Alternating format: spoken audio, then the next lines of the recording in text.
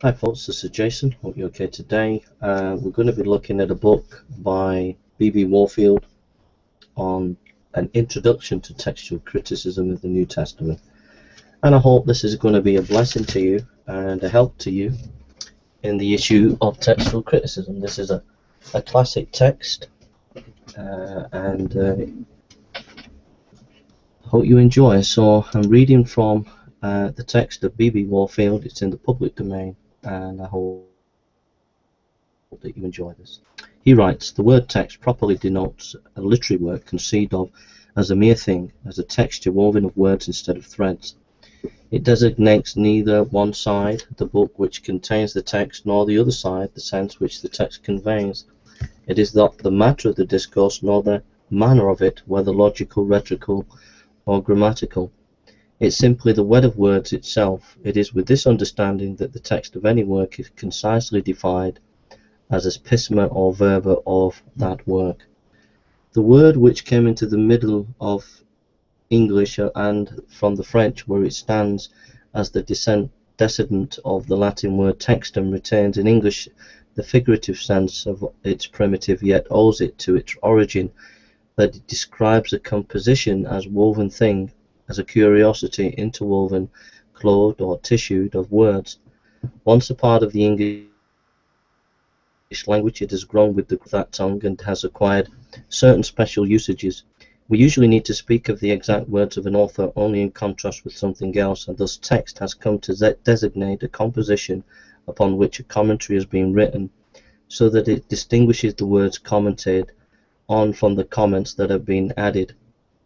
Thus we speak of the text of the Talmud as lost in the comment, and thus too, by any extreme extension, we speak of the text of a sermon, meaning not the epistema verba of the sermon, but the little piece of the original author on which the sermon professes to be a comment.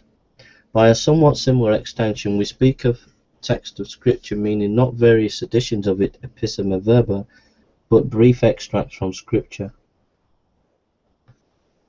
as for example proof texts and the like, a usage which appears to have grown up under the conception that all developed theology is of the nature of a common scripture. Such secondary senses of the word need not disturb us here. They are natural developments out of the ground meaning as applied to special cases. We are to use the word in its general and original sense, which designates the epistema verba, the woven web of words which constitute the concrete thing of which a book is made, a work, but which has nothing directly to do with the sense, correctness, or the value of the work. There is an important distinction, however, which we should grasp at the outset between the text of a document and the text of a work. A document can have but one text, its epistema verba or its epistulae verba, and there is something further to say about it. But a work may exist in several copies, each of which has its own epistema verba, which may or may not tally with one another. The text of any copy of Shakespeare that is placed in my hands is plainly before me, but the text of Shakespeare is a different matter. No two copies of Shakespeare, or now since we have to reckon with the printing press, we must rather say no two editions are precisely the same text. There are all kinds of causes that work differences, badness of copy, carelessness of compositors, folly of editors, imperfections of evidence, frailty of humanity. We know that the text of Kyle Halt's Helmet is BNT. What is the text of Hamlet 1? We cannot choose any one edition and say that it is the text of Hamlet. It is the text of Hamlet, but not necessarily the text of Hamlet. We cannot choose one manuscript of Homer and say that it is the text of Homer. It is a text of Homer, but the text of Homer may be something very different. We know then that the text of a document and the text of a Tiva work may be very different matter. The text of a document is the epistema verba, that document, and is to be had by simply looking at it, whatever stands actually written in its text. The text of a work, again, is the epistema verba of that work, but it cannot be obtained by simply looking at it. We cannot look at the work, but only at the documents of copies that represent it, and what stands written in them, individually or even collectively, may not be the epistema verba of the work. by exactly the amount in each case in which it is altered or corrupted from what the author intended to write is not the episma verba of the work.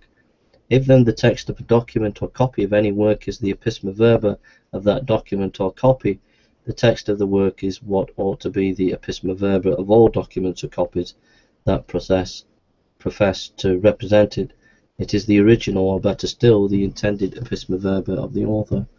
It may not lie in the document before us or any document. All existing documents taken collectively may fail to contain it. It may never have. Perfect and pure may never have been laid perfect and pure in any document, but if an element of ideality thus attaches to it, it is nonetheless a very real thing and a very legitimate object of search. It is impossible, no doubt, to avoid a certain looseness of speech, by which we say, of example, the text of Nonius is in very bad state, and thus identify the text of a work with some temporary state of it, or it may be with a permanent loss of it. What we mean is that the text in this or that document or edition, or in all existing documents or editions, is a very bad and corrupt representation of the text of Nonius. Is not the text of Nonius at all, in fact, but departs from and fails to be that in many particulars. The text of Nonius, in a word, is just what we have not and are in search of.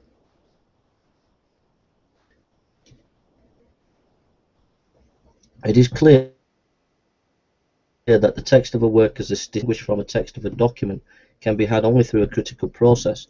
What is necessary for obtaining it is a critical examination of the text of the various documents that lie before us as its representative, with a view to discovery from them whether and wherein it has become corrupted, and approving them to preserve it, or else restoring it from their corruptions to its originally intended form. This is what is meant by textual criticism, which may be defined as the careful critical examination of a text with a view to discovering its condition, in order that we may test its correctness on the other hand, and on the other amend its errors. Obviously this is not a bold and unsafe kind of work, yet one sufficiently nice to engage our best powers. It is not, however, so unwanton a procedure as it may seem at first sight, and more of us than suspected are engaged in it daily. Whenever, for instance, we make a correction in the margin of a book we chance to be reading because we observed a misplaced letter or a misspelled word or any other obvious typological error, we are engaging in a process of textual criticism. Or perhaps we receive a letter from a friend, read it carefully, suddenly come up with a sentence that puzzles us, observe it most closely and say, oh, I see a word has been left out here. There is no one of us who has not had this experience, or who has not supplied the word which they determined to be needed and gone unsatisfied. Let us take an opposite example or two from the printed books. When we read in Archdeacon Farrar's The Message of the Books, page 145, that God chose his own fit instrument for writing the books of the New Testament, and that the sacred dues of the book was due to prior position of these writers, it's clear from the fact that only 4 of the writers were apostles. Few of us will hesitate to insert not before due, the lack of which throws the sentence into logical confusion.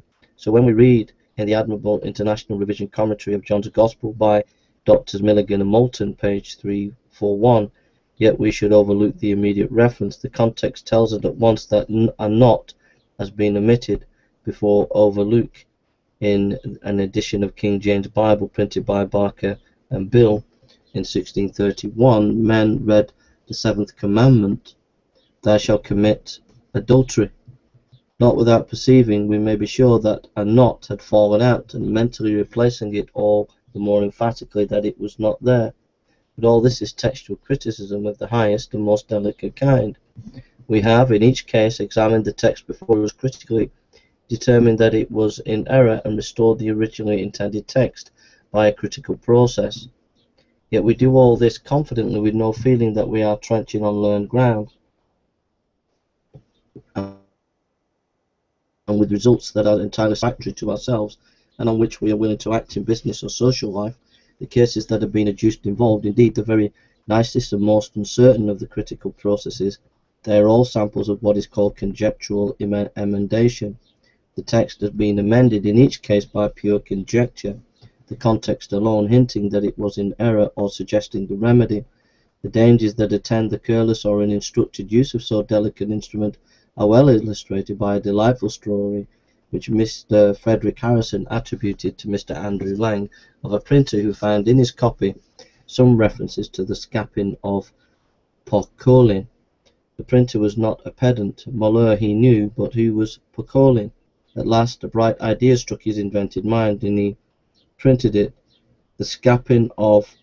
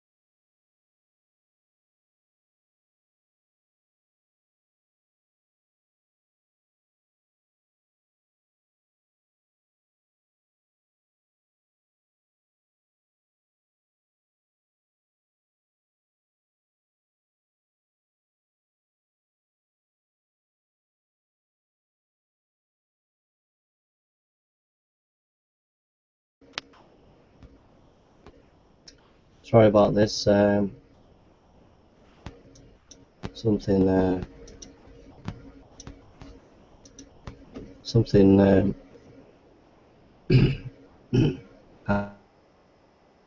happened to my computer there. Sorry about that. I just lost everything for a second. In this higher way, every reader of books is a textual critic. In a lower way, every proofreader is a textual critic, for the correction of a text that lies before him by the readings of another give him as a model is simply the lowest variety of this art. The art of textual criticism is thus seen to be the art of detecting and mending errors in documents. The science is the orderly discussion and systemization of the principles on which this art to proceed. The inference lies very close from what has been said, that the sphere of the legitimate application of textual criticism is circumscribed only by the bounds of written matter, such as the limitations of human powers in reproducing writings that apparently no lengthy writing can be duplicated without error. Nay, such are the limitations of human powers of attention that probably few manuscripts of any extent are written correctly at first hand. The author himself fails to put correctly on paper the words that lie in his mind, and even when the document that lies before us is written with absolutely exact correctness, it requires the application of textual criticism, i.e. a careful critical examination, to discover and certify this fact. Let us repeat it then. Wherever written matter exists, textual criticism is not only legitimate but an unavoidable task. When the writing is important, such as a deed or a will or a charter or the Bible, it is an indefensible duty. No doubt differences may exist between writings in the nature of the conditions under which they were produced or transmitted, which may demand for them somewhat different treatments. The conditions under which a work is transmitted by a printing press differ materially from those under which one is transmitted by a hand copy, and the practice of textual criticism may be affected by this difference. One work may lie before us in a single copy, another in 1,000 copies, and differences may thence arise in the process of criticism that are applicable to them.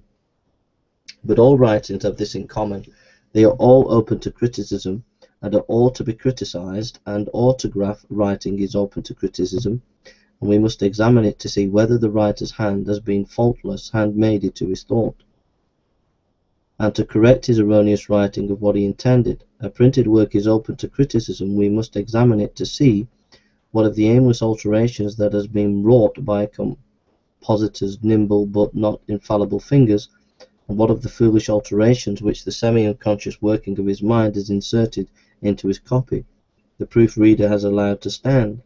A writing propagated by manuscript is especially open to criticism. Here so many varying minds and so many varying hands have repeated each predecessor's errors and invented new ones that criticism must dig repeated strata of corruption on corruption before it can reach the bedrock of truth. Nor is the arc a wide one, though which even the process of criticism which are applicable to these various kinds of writings can liberate. The existence of corruption in a writing can be suggested to us by only two kinds of evidence. One of these illustrated by a detection of misprints in the books we read, or of the errors in the letters we receive. The most prominent form of it is the evidence of the context of general sense. To this is to be added, as of the same generic kind, the evidence of the style, vocabulary, or usage of the author, or the time in which he wrote, and the like, all the evidence in a word that arises from the consideration of what the author is likely to have written. The name what is given to this is internal evidence, and it is the only kind of evidence that is available for an autographic writing or any other that exists only in a single copy. But if two or more copies are extant, another kind of evidence becomes available. We may compare the copies together, and where they differ, one or the other testimony is certainly at fault, and critical examination and reconstruction necessary. This is external evidence. When we proceed from the detection of the error to its correction, we remain dependent on these same two kinds of evidence, internal and external. But internal evidence splits here into two well-marked and independent varieties. Much to our help, we may appeal to the evidence of the context or other considerations that rest on the question. What is the author likely to have written, to suggest to us what ought to stand in the place where a corruption is suspected or known, and this is called intrinsic internal evidence.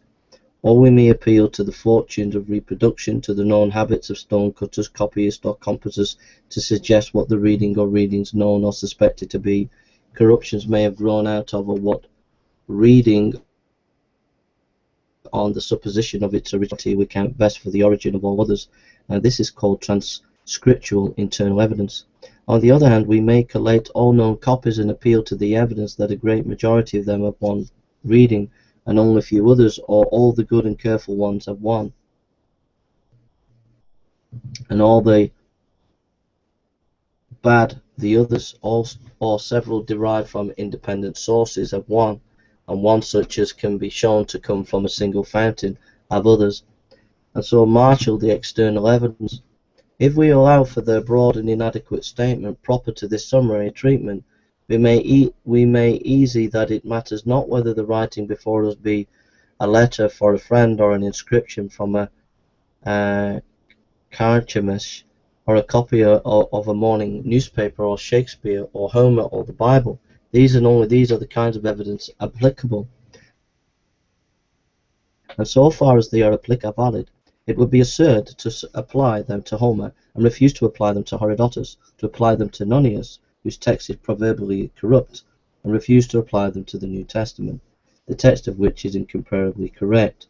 It is by their application alone that we know what is corrupt and what is correct, and if it is right to apply them to a secular book, it is right to apply them to a sacred one. Nay, it is not. It is wrong not to. It is clear, moreover, that the duty of applying textual criticism, say for instance to the New Testament, is entirely independent of a number of errors in its ordinary current text which criticism may be expected to detect.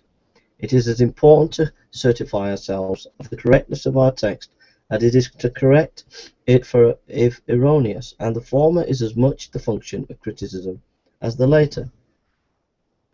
Nor is textual error to be thought to be commensurable with error in a sense. The text conveys the sense, but the textual critic has nothing to do primarily with the sense. It is for him to restore the text, and for the interpreter who follows him to reap the new meaning.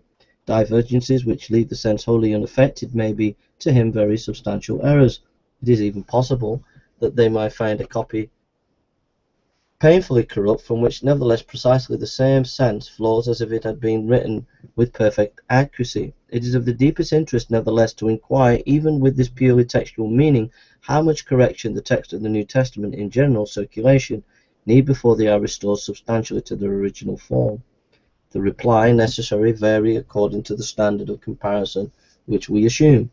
If we take an ordinary well-printed book as a standard, the New Testament in its commonly current text will appear sorely corrupt. This is due to the different conditions under which an ancient and a modern book come before a modern audience. The repeated proof corrected by readers and author alike in a modern printing office as primarily to the issue of a single copy, the ability to issue of thousands of identical copies from the same plates, the opportunity is given to correct the plates for new issues so that each new issue is sure to be an improvement on the last. All this conspires to the attainment of a very high degree of accuracy. But in ancient times, each copy was slowly and painfully made. Independently of all others, each copy necessarily introduced its own special errors, besides repeating those of its predecessors. Each fresh copy that was called for, instead of being struck off from the old and now nearly corrected plates, was made laboriously and erroneously from a previous one, and perpetuating its errors old and new, and introducing still newer ones of its own, manufactured. A long line of ancestry gradually grows up behind each copy in such circumstances, and the race gradually but inevitably degenerates, until after 1,000 years or so the number of fixed errors becomes considerable. When at last the printing press is invented and the work put through it, not the author's autograph but the latest manuscript is printer's copy, and no other eye can overlook the sheets, the best the press can do is measurably to stop the growth of corruption and faithfully to perpetuate all that has already grown. No wonder that the current New Testament text must be adjudged in comparison with well-printed modern book extremely corrupt. On the other hand, if we compare the present state of the New Testament text with that of any other ancient writing, we must render the opposite verdict and declare it to be marvelously correct, such as being the care with which the New Testament has been copied, a care which has doubtless grown out of true reverence for its holy words, such as being the providence of God in preserving for his church in each and every age a competent exact text of the Scriptures, that not only is the New Testament unrivaled among ancient writings in the purity of its text, as actually transmitted and kept in use, but also in the abundance of testimony which has come down to us, forecasting its comparatively infrequent blemishes. The divergence of its current text from the autograph may shock a modern printer of modern books. Its wonderful approximation to its autograph is the undisguised envy of every modern reader of ancient books. When we attempt to state the amount of corruption which the New Testament has suffered in its transmission through 2 millennia, absolutely instead of thus relatively, we reach scarcely more intelligible results. Roughly speaking, there have been counted in it some 200,000 various readings, that is, actual variants of readings in existing documents. These are, of course, the result of corruption, hence the measurement of corruption, but we must guard against being misled by this very misleading statement. It is not meant that there are nearly 200,000 places in the New Testament where various readings occur, but only that there are nearly 200,000 various readings all told, and in many cases the documents so differ among themselves that many are counted on a single word. For each document is compared in turn with one standard, and the number of its divergent ascertained, then these sums are themselves added together, and the result gives us the number of actually observed variants. It is obvious that each place where a variant occurs is counted as many times over, not only as distinct variations occur upon it, but also as the same variant occurs in different manuscripts. This sum includes, moreover, all variations of all kinds and in all sources, even those that are singular to a single document in infinitesimal weight as a witness, and even those that affect such very minor matters as the spelling of a word. Dr. Ezra Abbott was accustomed to say that about 19/20ths of them have so little support that although they are readings, no one would think of them as rival readings, and 19/20ths of the remainder are so little importance that their adoption or rejection would cause no appreciative difference in the sense of the passage where they occur. Dr. Hort's way of stating it is that upon About one word in every 8 various readings exists supported by sufficient evidence to bid us pause and look at it, that about one word in 60 has various reasons upon it, supported by such evidence as to render our decision nice and difficult, but that so many of these variants are trivial that only about one in every 1,000 is upon it substantial variation, supported by such evidence as to call out the effort of the critics in deciding between the readings. The great mass of the New Testament, in other words, has been transmitted to us with no or next to no variation, and even the most corrupt form in which it has ever appeared to us, the often quoted of Richard Bentley, the real text of the sacred letters, is competently exact, nor is one article of faith or moral precept either perverted or lost. Choose awkwardly as you will, choose the worst by design out of the whole lump of readings. If then we undertake the textual criticism of the New Testament under a sense of duty, we may bring it to conclusion under the inspiration of hope. The autographic text of the New Testament is distinctly within the reach of criticism in so immensely the greater part of the volume that we cannot despair of restoring to ourselves the Church of God, his book, word for word, by inspiration to men. The following pages are intended as a primary guide to students making their first acquaintance with the art of textual criticism. So we're going to go on now to, that was the preface.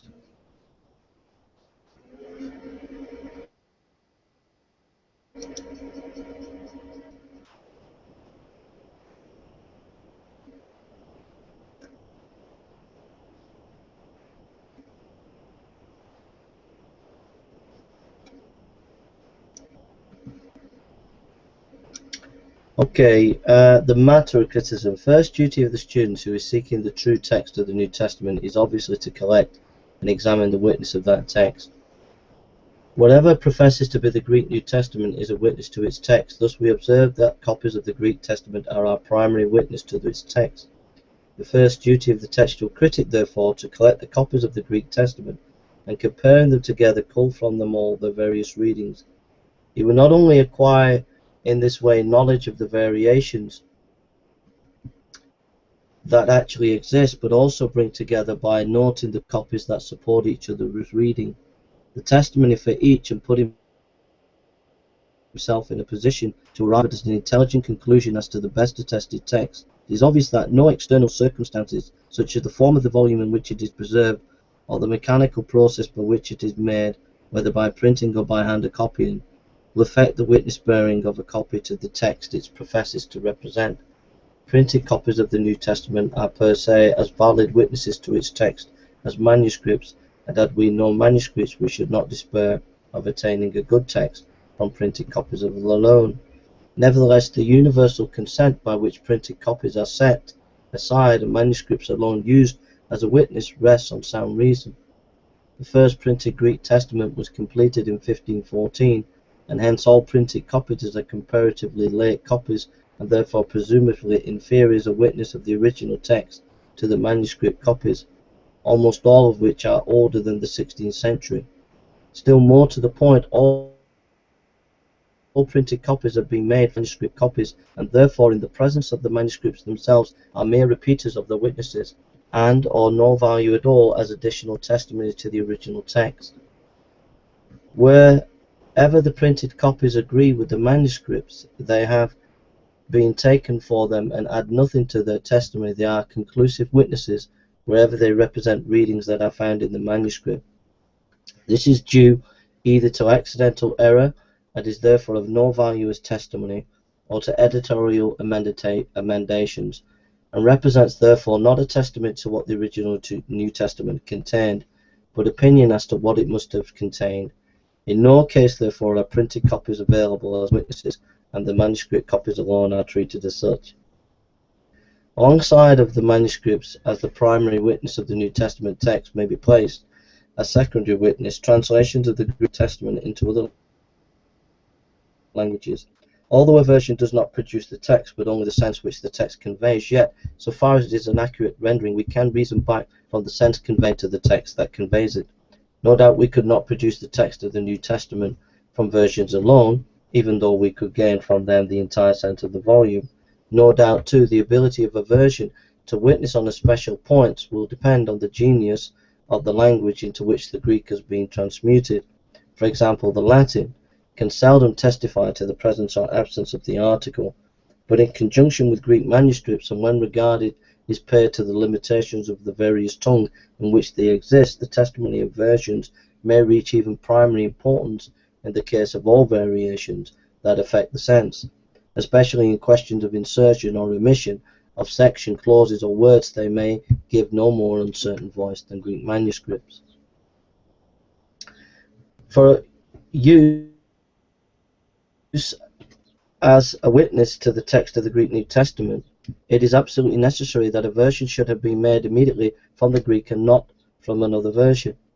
In the later case, it is a direct witness only to the text of the version from which it is made, and only in case of the loss of that variation can it be used as immediate witness to the Greek text. Furthermore, it is desirable that a version shall have been made sufficiently early for its witness to be borne to the Greek text of a time, of which few monuments of it have come down to us. Ordinarily, a version is made from the Greek manuscript in current use at the time, and if this time be so late that we have the manuscripts themselves, the version runs to great risk of delivering simply collusive testimony like printed copies to be of much use in criticism. The English version, for example, although taken immediately from the Greek Tyndale in 1525 and repeatedly revised by the Greeks since, is of inappreciable value as a witness to the Greek text on account of the lateness of its origin. The use of which a version may be put in textual criticism depends still further on the exactness with which it renders the Greek, a slavishness of literal rendering which should greatly lessen its usefulness as a version would give it only additional value as a witness to the Greek text. For example, the Heraclean Syriac version, which must have been a trial to the flesh of every Syrian reader who tried to make use of it, reveals its underlying Greek text as perhaps no other ancient version is able to do so. Under such safeguards as these, the ancient immediate versions of the Greek Testament may be ranged alongside of the manuscripts as co-witness to its text. Still additional testimony can be obtained to the text of special passages of the Greek Testament by attending to the quotations made from the Greek Testament by those of users who have written upon it. Whenever a reputable writer declares that his Greek Testament reads thus and thus, for as much of the text as it covers, his assertion is equal in value as a witness to a Greek manuscript of his day, and the ordinary quotation from the Greek Testament by early writers are, so far as they are accurately made, of real worth as a testimony to the text current in their time. As in the case of versions, patristic evidence will vary in value with the age of the father who makes the quotation, with the accuracy with which he ordinarily quotes, and even with the character of the work in which the quotation occurs. For example, a citation in the polemic treatise bent mayhap to fit the need will be prima facie less to be depended on in the minutiae of the wording than a lengthy quotation in a commentary copied out of the express purpose of explaining its very word. So far, however, as this patristic evidence is available at all and can be depended on, its direct evidence as distinguished from indirect character of the evidence of translations and cannot be neglected without serious loss. The collection of the evidence for the text of the New Testament includes thus the gathering together of all the manuscripts of the New Testament, of all the ancient immediate translations made from it, and of all citations taken from it by early writers, the comparing of all these together and noting of their divergent and various readings, and the attaching to each various readings the list of witnesses that support it. The labourer required for such a task depends, of course, on the wealth of witnessing documents that exist and need examining or collating, as it technically called. If, for instance, we were dealing with the first 6 books of the Annals of Tacitus, the task would be an easy one. There would be but a single manuscript to examine, no version, and before the 15th century but a single quotation. The New Testament, on the other hand, the number of known manuscripts cannot fall below 2,000. At least a dozen early versions must be taken account of, and the whole mass of patristic literature must be searched for quotations. The annals of Tacitus again, as we have but a single manuscript and nothing to collate with it, we should have no various readings at all, while in the New Testament we must needs face before the work of collation is more than half completed, none the less than 200,000, whence it is easy to see, we may remark in passing that this great number of various readings is not due to greater corruption of the New Testament text than is ordinarily found in ancient writings, but to the immensely greater number of witnessing documents that have come down to us for it, over and above what is reached us for any other ancient work whatsoever. It also immediately apparent, however, that no one man and no one generation could hope to bring to completion the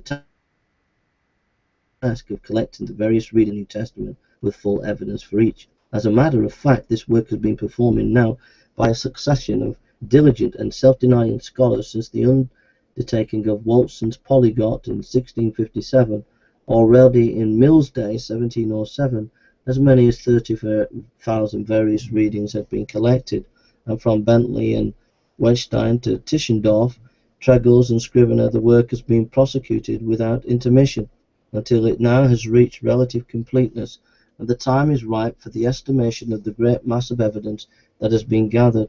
It must not be inferred from this that all the known manuscripts of the New Testament have yet been collated. Only a small minority of the whole number have been accurately examined, much less entirely collated, and every year additions are made to the mass of facts already known. But now at length enough have been collated to give us knowledge of the general character of the whole, and to place the testimony of all the most valuable in detail before our eyes. The scholars of today, while beckoned on by example of the great collators of the past to continue the work of gathering material as strength and opportunity may allow, yet enters into a great inheritance of work already done and is able to undertake the work of textual criticism itself as distinguished from the collecting of material for that work.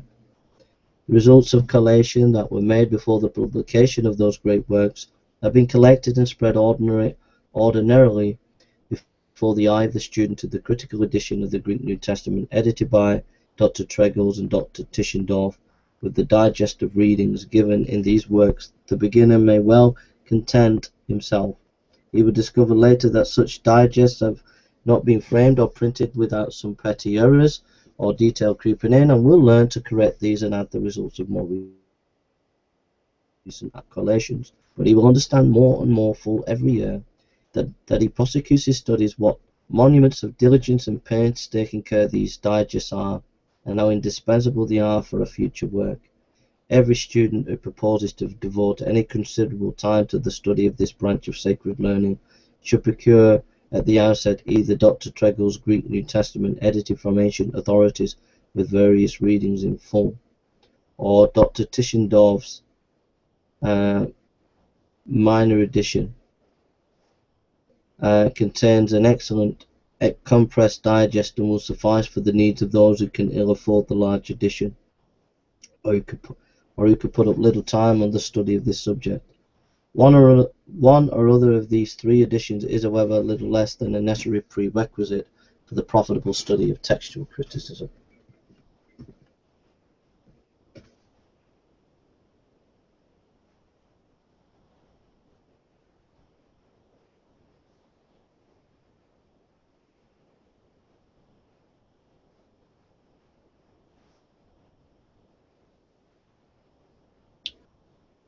Greek manuscripts of the New Testament. The most astonishing thing about the manuscripts of the New Testament is their great number, as already been intimated.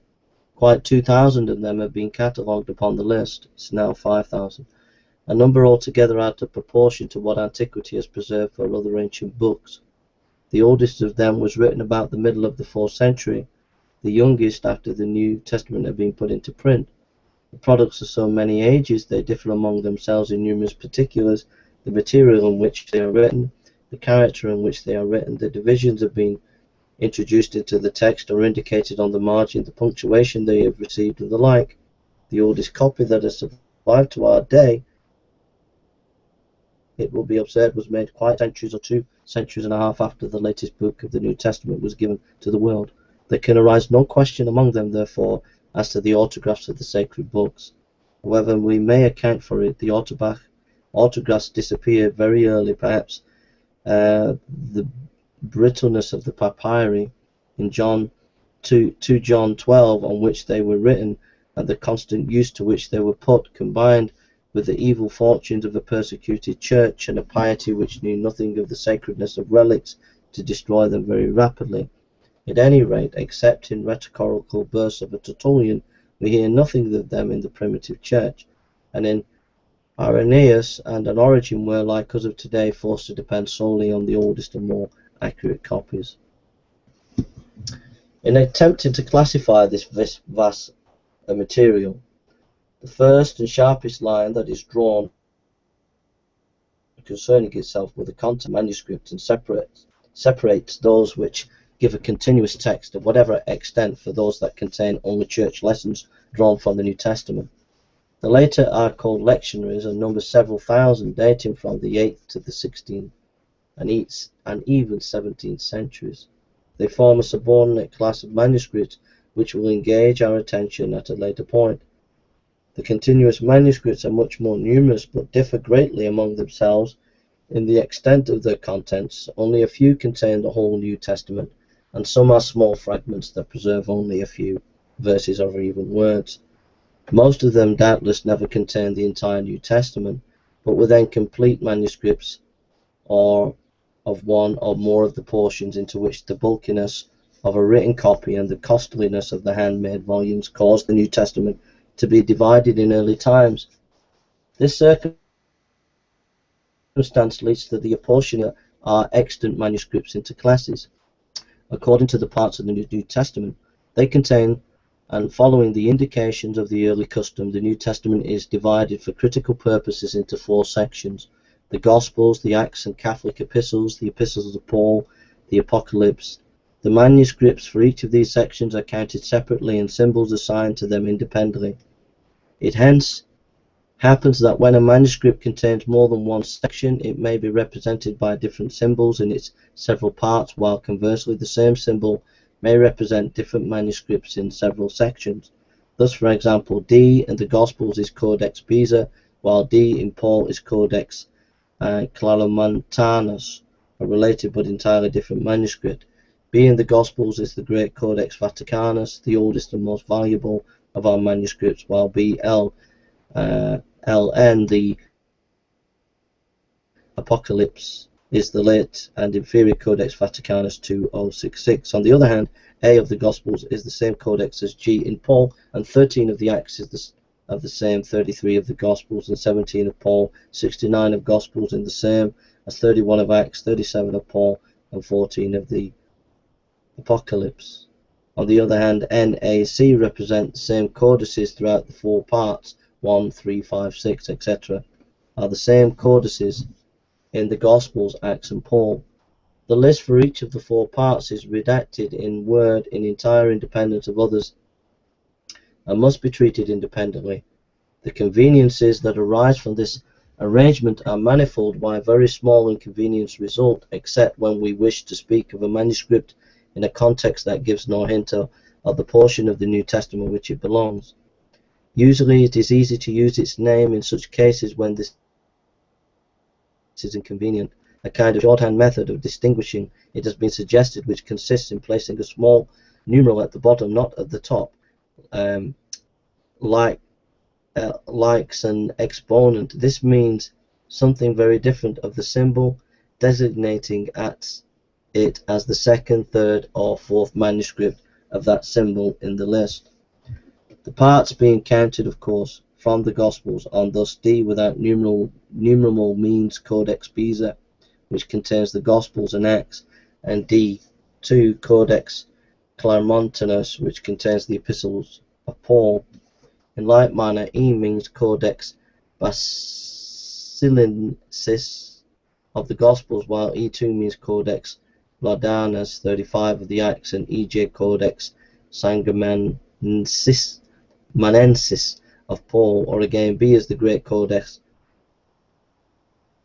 Vaticanus and concludes the Gospel, Acts, Paul, while B2 is Codex Vaticanus 2066 and contains the Apocalypse. Another method of somewhat more clumsily securing the same results is to place at the top of the symbol an abbreviated indication of the portion of the New Testament in which the manuscript bears the symbol, thus BAPOC, Pew, at or DPAUI, and the LJJJG. No such distinguishing marks are needed in citing the manuscripts in the direct business of textual criticism, for which purpose their classification and symbolizing were invented. The passage that is under discussion determines the section, and the bear symbol is sufficient to identify the manuscript. Another sharp division line that separates the manuscripts into great well-marked classes concerns itself with the character of handwriting in which they are written.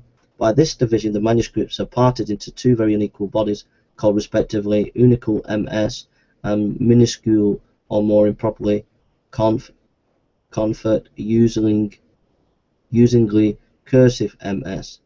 The former includes all the manuscripts less than 100 in number, which are written throughout in that kind of half-capital character which is technically known as a unicule. They are designed in the list and cited in the digest by the capital letters of Latin, Greek, Hebrew, etc. So I'm going to close there on that, and I'm going to read the history of textual criticism now, because it's obviously very technical, and so I would encourage you to go and read the book. It's called An Introduction to Textual Criticism by B.B. Warfield. I'm going to be finishing it off tonight. So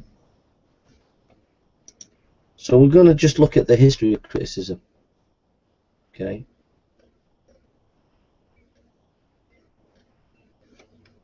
So we're going to look at the history of textual criticism. All right.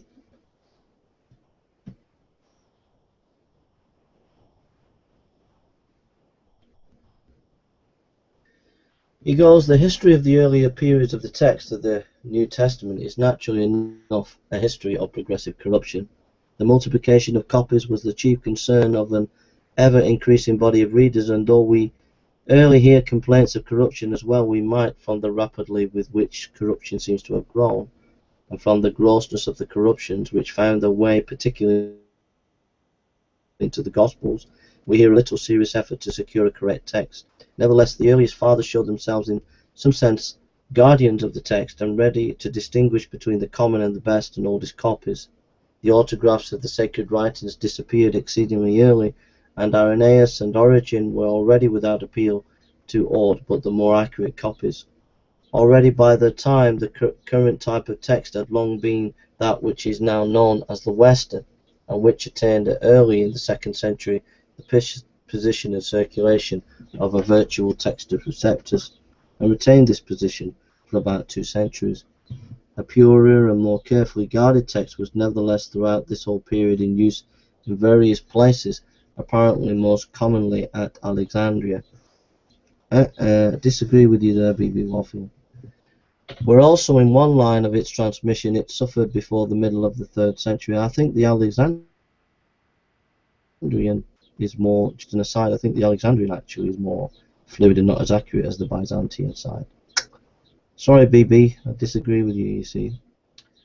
So he goes, where also in one line of transmission it suffered before the middle of the 3rd century sufficient deflection from the absolute standard to give rise to another strongly marked type of text, which is now called the Alexandrian. Tradition has not handed down to us accounts of any very early attempt to provide a standard edition, although Jerome tells us that Origen in Palestine, Lucian at Antioch, and Hestius in Egypt each revised the text of the New Testament, as well as that of the Greek Old Testament. It is not clear how much dependence can be placed on this statement, which is not free from difficulties. The scribes give us occasional notes which betray a belief in the existence of something like a standard copy in the library of the holy martyr Pamphilus at Caesarea, conformity with which was the norm of correctness, but if they know nothing but this fact. Nevertheless, the more unmistakable evidence of the textual remains that have come down to us prove that at least one set revision of text was made in Syria, and probably at Antioch, at about that time that would fall in the period of Lucian's activity. The object of this revision, the earliest attempt to issue a critical edition of the New Testament text, of which we can be sure, and of which we possess documentary knowledge, seems to have been to furnish for the use of the Syrian churches a sounder substitute for the very corrupt Western text which had for so long held the ground. The revision was well done for the purpose in view, and for the times it is an honour to the scholarship and good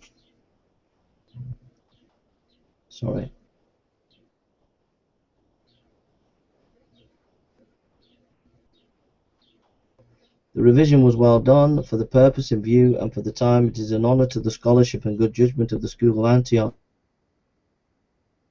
and presents characteristics quite in keeping with the exegetical reputation of that school. It was impossible at the time and under the ruling views of criticism to form sound text, but these scholars succeed in substituting popular use for the exceedingly corrupt Textus Receptus, then current, a text free from all the gross corruptions that disfigured it, smooth and readable in structure and completely exact for all practical purposes. Just a little aside here, notice that he says the Lucian school were quite accurate. That's the text that came through the Byzantine. That's the text that goes into the King James Version. Just a little aside there. He goes, the Christian world, which has been the heir of their labours for a millennium and a half, owes a debt of thanks to superintending Providence for the good work done thus in a corner, and probably with only a local intent. For the scholars of Antioch were in God's doing a greater work than they knew. Soon the persecutions of the dying heathen broke out with redoubled fury, and everywhere Christian books were sought and destroyed. Then came Constantine and the Christian Empire, established with its seat the Bosphorus, and Antioch became an ecclesiastically the mother of Constantinople, and the revised text of Antioch, the ecclesiastical text of the centre of the world. The preparation of the magnificent copies of Scripture ordered by Constantino for churches of Constantinople was entrusted to Eusebius of Caesarea, whose affiliations were with Antioch, and everywhere the Syrian text began to make its way. The separation of the Eastern and Western empires was followed by the separation of the Eastern and Western churches, with the effect of confining the use of Greek to narrow limits and giving increased power to the Constantinople tradition. Wherever the Greek scriptures were used, though some serious alterations were suffered by it in the process of time, it was thus the Constantinople text that became the text of the Greek world, and with the revival of Greek letters in the West under the teaching of Byzantine refugees of the whole world, how the process of substitution took place, it is not necessary to trace. Sometimes it was, no doubt, by direct importation of copies from the capital, at others it was by the correction of copies of other types by Syrian models, which secured that their descendants should be Syrian. Thus Codex E of Paul is largely Syrian, although it is a copy of the purely Western D, and thus too probably is to be the explained that Codex A in the other Gospels is Syrian, while in Mark it remains mostly pre-Syrian. The great popularity of the Antiochian exegetes and of homilies of such orators as Chrysostom carried with it preference to their text. What effect on this process the edition of Alpheus had in the last half of the 5th century, which was rather a handy edition than a purified text, it is impossible to determine. At all events, traces of other texts became rarer and rarer as times passed, although mixed texts were exceedingly abundant at first. Even these gradually gave way, and throughout the Middle Ages and down to the invention of printing, the Syrian text reigned everywhere as indisputably the received text of the Church universal, as the Western text had been from the 2nd to the 4th century. The passing of a text through printing press has no tendency to revise it. The first printed Greek Testament was that included in the Complutensian Polyglot, and is dated 1514, but as its issue was delayed, the first published Greek Testament was Erasmus' first edition, published by Vauban at Bale in 1516. Hurried through the press at breakneck speed in the effort to forestall the Pluton Complutensian polyglot. It was taken from late and almost contemporary manuscripts and mirrored the state of the received text of the time. It bore indeed sundry printers' boasts on its title page, but its editor felt free to say in private that it was precipitum varius quam edum. The Complutensian itself, when it did appear in 1520, proved to have been made, as was natural, from older manuscripts of the same type, and thus the printed text of the New Testament simply continued the history of the written text, leaving its character unchanged, gave it only a new mode of reproduction. The normal history that is worked out by the printed text of any work which has previously been propagated for a long time in a manuscript is something like this. The first edition is taken from the manuscript nearest at hand, and some edition gains such a circulation and acceptance, usually from its convenience or beauty, as to become the standard, and thus also the received text, and then efforts were made critically to restore the text to its original purity. Just this history has been wrought out by the New Testament text. The editions immediately succeeding those of Erasmus differed little in detail, and nothing in type from the text he published, but the magnificence of Stephen's Edito Regiria in 1515, and the convenience and beauty of the small Elizevers, especially those of 1624 and 1633, enabled these editions to determine the standard text, the one for English and the other for continental readers. Reverence for the Word of God, perversely but not unnaturally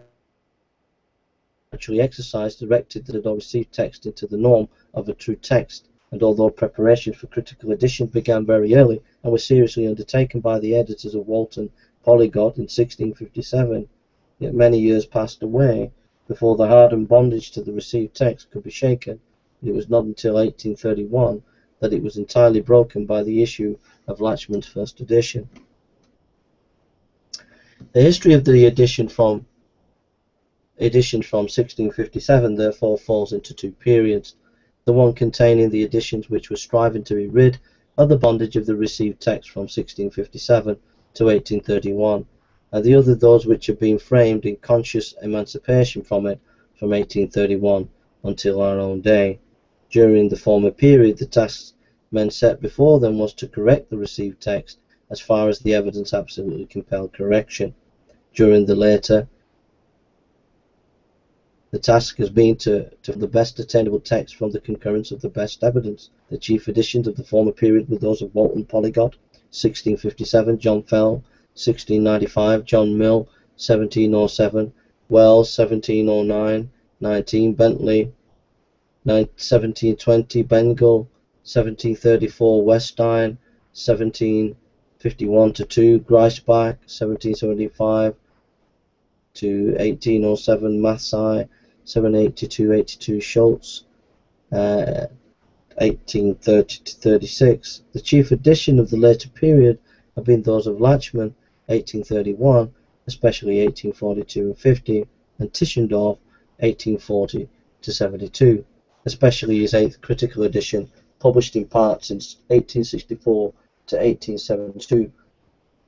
Tregel's in part from 1857 to 1879, and Westcott and Hort in 1881. In one way or other, the sequence of these editions marks a continuous advance, although in special points and heading out and then sets backwards. For instance, Weststein, Mathai, and Schultz all marked a retrograde movement in principle of criticism and in the text actually set forth, but each advance in the collection of the materials for framing the text. It would be desirable, therefore, to present the history of criticism briefly under 4 heads, including the collection of the documentary evidence of the text, the classification of this ever increasing material, the formation of critical rules for the application of the evidence in reconstructing the text, the actual formation of the text. The work of collecting the material, heralded by Stevens and Beza, was commenced in earnest by Walton's Polyglot in 1657. The great names in this work include those of Archbishop Usher, Bishop Fell, Mill, already could appeal to this 30,000 various readings, Bentley, and those in the employment. Just an aside, Bart Ehrman, when he's talking about textual criticism in his books, he'll often mention Mill. He'll often pull out one or two of his favourite textual critics in history. Basically, he leaves a lot of names out. He leaves many of these names out. Many of these names were people of giant stature in textual criticism, and they were believers in the Bible as inspired, such as Beezer, Stevens, Tischendorf, Dean Bergen, Scrivener, etc., Archbishop Usher, etc. Okay? Mathai and Birch, Alter, Greisbach, Solch, Tischendorf, whose editions of MS exceeded in number of all that had been put forth before him. Tregels and Scrivener, with whom may be also named Dean Bergen. Until Tischendorf's labours were undertaken, a satisfactory edition of the New Testament was impossible, if for no other reason than insufficient knowledge of the testimony. How practically all the unicals and a large body of the municipals are accurately known and have been introduced in the digest N was not published until 1862. No satisfactory edition of B existed until 1868. QDNPEZLHEP 2 have all been issued since 1843. 2 was not discovered until 1879, and WG not until 1881. The versions are not even yet critically edited, but we have at last attained the position of having evidence enough before us to render the sketching of the history of the text possible, and to certify us that new discoveries will only enlighten darkened places and not overturn the whole fabric. It was inevitable that in the first youth of textual criticism, all documents should be treated as practically of equal value. We cannot blame Erasmus that he set aside the only good MS he had because it differed so much from the others. Nor is it difficult to see why the collations of Stephan and others early edition editors rather ornamented their margins than amended the text. By Mill's time of 1707, however, enough material was collected for some signs of classification to be dimly seen. Bentley in 1662 and 1742 profited by his hints and perceived the great division line that runs between the old and the late codices, especially speaking between the pre-Syrian and Syrian. John Albrecht Bengel, 1687 and 1652, was the first, however, to do a great work in this department of investigation. Just an aside, he was a great Christian scholar. Doesn't get much mention by Bart Ehrman. His acuteness perceived the advantages of a genealogical classification, and his diligence worked out the main outlines of a true distribution. Like Bentley, he drew a broad line of demarcation between the ancient and more modern copies, which he classified under the names of the African Asiatic families, and then he made the new step of dividing in a more or less firm manner the African family itself into two sub-tribes represented respectively by A, the only purely Greek unicals at the time in use, and the old Latin versions. He held the African class to be the more valuable, and it was a critical rule with him that no reading of the Asiatic class was likely to be genuine unless supported by some African document. Semler in 1764 followed and handed down Bengel's classification to the greater Greisbach 1745. Greisbach divided all documents into three classes with all respectively.